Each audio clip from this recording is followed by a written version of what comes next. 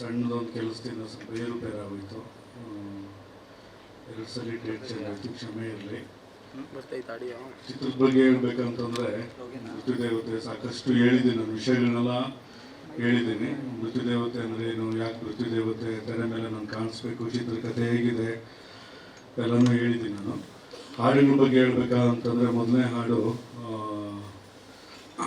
ಸಾಕಷ್ಟು ಜನ ತುಂಬಾ ನನಗೆ ಫೋನ್ ಮಾಡಿ ಮೊದಲನೇ ಹಾಡಲ್ಲಿ ತುಂಬ ವಿಶಸ್ ಮಾಡಿದ್ರು, ತುಂಬ ಚೆನ್ನಾಗಿ ಮಾಡಿದ್ದೀರಾ, ಹೆಣ್ತನನ ಉಳಿಸ್ಬಿಟ್ಟಿದ್ದೀರಾ, ಹೆಣ್ಣು ಗೌರವ ಕೊಟ್ಟು ಅಷ್ಟು ಚೆನ್ನಾಗಿ ಸಾಂಗ್ ಮಾಡಿದ್ದೀರಾ, ತುಂಬ ಕಾಲ್ ಮಾಡೆಲ್ಲ ಹೇಳಿದ್ರು. ನನಗೆ ತುಂಬ ಖುಷಿ ಆಯಿತು. ಹೆಣ್ಣು ತಲೆ ಎತ್ಕೊಂಡು ನಡೆಯೋವಂಥದ್ದನ್ನ ತೋರಿಸ್ಕೊಟ್ಟಿರೋವಂಥ ಹಾಡು ಎಷ್ಟು ಮಟ್ಟಿಗೆ ಇನ್ನೂ ಹೆಚ್ಚೆಚ್ಚು ಮಟ್ಟಿಗೆ ರೀಚ್ ಆಗಲಿ ಅಂತ ನಿಮ್ಮ ಮುಖಾಂತರ ಕೇಳ್ಕೊತೀನಿ. ನೋಡಿರೋರೆಲ್ಲನೂ ನೋಡಿ, ಅಷ್ಟು ಚೆನ್ನಾಗಿದೆ ಹಾಡು.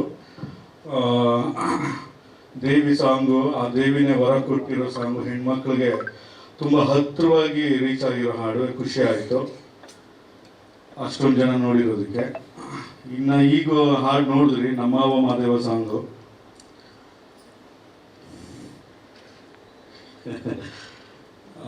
ಹಾಡು ಅದನ್ನು ಆ್ಯಕ್ಚುಲಿ ಅದು ಹಾಡೇ ಇಟ್ಟಿರಲಿಲ್ಲ, ನಾನು ಹಾಡೇ ಇಟ್ಟಿರಲಿಲ್ಲ, ತೆಗೆದುಬಿಟ್ಟಿದ್ದೆ.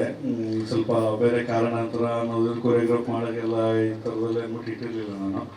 ಇವರು ಹಿಮ ಅವ್ರದ್ದು ಒಂದು 10 ದಿನ ಕಾಲ್ ಶೀಟ್ ತೊಗೊಂಡಿದ್ವಿ ನಾವು. ಇವ್ರು ಬೇಗನೆ ಮುಗಿಸ್ಬಿಟ್ರು, ಒಂದು 5-6 ದಿನಕ್ಕೆಲ್ಲ ಮುಗಿಸ್ಬಿಟ್ಟಿದ್ರು. ಹಾಗಾಗಿ ನಾನೇನು ಮಾಡಿದೆ, ಮುಗೀತಮ್ಮ ನೀವು ನೆಕ್ಸ್ಟ್ ಡೇಟ್ಗೆ ಬರ್ರಿ, ಇನ್ನೊಂದು ದಿನ ಹಾಕೋದಲ್ಲ, 10 ದಿನ ಹೇಳ್ಬಿಟ್ಟು ನೀವು ಹಿಂಗೆ ಮುಗಿಸ್ಬಿಟ್ರೆ ಹೆಂಗೆ, ಹಾಗೆ ಇನ್ನು ಕತೆ ಫೈನಲ್ ಮಾಡಾದ್ಮೇಲೆ ಇನ್ನು ಅಷ್ಟೇ ಮೊದಲು ತೂರ್ಸೋಕ್ಕೆಲ್ಲ ಆಗಲ್ಲಮ್ಮ, ನಾನೊಂದು ಆಡಿದ್ದು ಅದನ್ನೇ ತೆಗೆದ್ಬಿಟ್ಟೆ ಅಂತ ಸುಮ್ಮನೆ ಬಾಯಿ ತಪ್ಪು ಹೇಳ್ಬಿಟ್ಟ. ಆಡಿತಾ ಹಂಗೆ ಹಿಂಗೆ ಅಂದ್ಬಿಟ್ಟು ಜಗತ್ತು ಹಾಡು ಕೇಳಿಸಿ ನೋಡೋಣ ಅಂತಂದ್ಬಿಟ್ಟು ಒಂದು ಲಿರಿಕ್ಸ್ ಕೊಟ್ಟೆ ಅದಕ್ಕೆ. ನಾನು ಬೇಕೇ ಬೇಕು ಹಾಡು ಹಾಗೆ ಹೀಗೆ ಅಂತ ಹೇಳ್ಬಿಟ್ಟು ಸ್ವಲ್ಪ ಇದು ಮಾಡ್ತು. ಆಮೇಲೆ ನಾನು ಆಗಲಿ ಒಂದೇ ಒಂದು ಹಾಡು ಏನು ಪೂರ್ತಿ ಚಿತ್ರಕ್ಕೆ ಒಂದು ಹಾಡು ಏನು ಹೇಳೋದು ಅಂತ ಅಂದ್ಬಿಟ್ಟು ಯೋಚನೆ ಮಾಡಿ ನಮ್ಮ ಕೊರಿಯೋಗ್ರಾಫ್ ಸರ್ ರಘು ಸರ್ ಭೇಟಿ ಮಾಡಿ ಈ ರೀತಿ ಇದೆ ಒಂದು ಹಾಡು ಬರೆದಿದ್ದೀನಿ, ಕೊರಿಯೋಗ್ರಾಫ್ ಮಾಡಿಕೊಡಿ. ಫಸ್ಟ್ ಮ್ಯೂಸಿಕ್ ಶಿವಪ್ರಸಾದ್ ಅವ್ರ ಹತ್ರ ಮಾತಾಡಿದೆ, ಅವರು ತುಂಬ ಚೆನ್ನಾಗಿ ಟ್ಯೂನ್ ಕೊಟ್ಬಿಟ್ರು. ಟ್ಯೂನು ಕೇಳಿಸ್ತು, ನನಗೂ ಇಷ್ಟ ಆಗೋಯ್ತು. ಹಾಗಾಗಿ ಹಾಡು ಬಂದ್ಬಿಡ್ತು. ಆಮೇಲೆ ಕೊರಿಯೋಗ್ರಾಫರ್ ಹತ್ರ ಕುತ್ಕೊಂಡು ಇವಳೇ ಒಂದು, ನಾನಂತೂ ಡ್ಯಾನ್ಸ್ ಬರೋಲ್ಲಪ್ಪ ನನಗೆ, ಸುಮ್ಮನೆ ನಾನು ಅವಳು ಆಡ್ಕೊಂಡು ಹೋಗ್ಬಿಡ್ಲಿ, ಒಂದು ಕೊರಿಯೋಗ್ರಾಫ್ ಮಾಡ್ಬಿಟ್ಟು ಸ್ವಲ್ಪ ಆಟ ಮಾಡ್ತದ ಹೆಣ್ಮಗ ಅಂತ ಹೇಳಿದ್ದೆ. ಅಣ್ಣವರು ಮತ್ತು ಇನ್ನೊಂದು ದೇವ ಅಣ್ಣವ್ರು ಇಬ್ಬರು ಸೇರಿಸ್ಬಿಟ್ಟು ನನ್ನ ಮಾಡ್ಕೊಂಡು ತಳ್ಬಿಟ್ರು. ಸುಮ್ಮನೆ ನಡ್ಕೊಂಡು ಹೋಗಿ ಮಾಡ್ಬಿಟ್ಟಾಡು, ನನ್ನ ಡ್ಯಾನ್ಸ್ ಬರೋವಾಗ ಆಡಪ್ಪ ಅಂತ ಕೊರಿಯೋಗ್ರಾಫರ್ ಹೇಳಿದೆ ನಾನು, ಅವ್ರು ಕೇಳಿಲ್ಲ.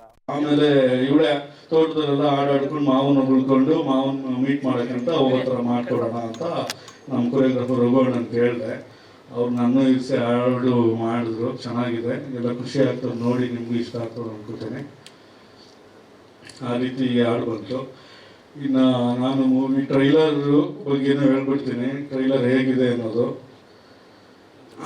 ತುಂಬ ಚೆನ್ನಾಗಿ ಬಂದಿದೆ ಟ್ರೈಲರು, ಅದೂ ತುಂಬ ಜನ ವೀಕ್ಷಣೆ ಮಾಡ್ತಿದ್ದಾರೆ, ಇನ್ನೂ ಹೆಚ್ಚೆಚ್ಚು ಜನ ವೀಕ್ಷಣೆ ಮಾಡಿ ಅಂತ ಹೇಳ್ತೀನಿ. ಮೂವಿಗೆ ಒಂದು ಪ್ರಧಾನವಾದದ್ದು, ಮೂವಿ ಬಿಡ್ಲಿಕ್ಕೆ ಮುಂಚೆ ಬೇಕಾಗಿರೋದು ಏನು, ಹಾಡು ಮತ್ತೆ ಟ್ರೈಲರ್. ಅದು ಎಷ್ಟು ಅಚ್ಚುಕಟ್ಟಾಗಿ ನಾನು ಪ್ರೆಸೆಂಟ್ ಮಾಡಿದ್ದೀನಿ ಅನ್ನೋದು ಜನಗಳಿಗೆ ಗೊತ್ತಾಗ್ಲಿ ನಿಮ್ಮ ಮುಖಾಂತರ.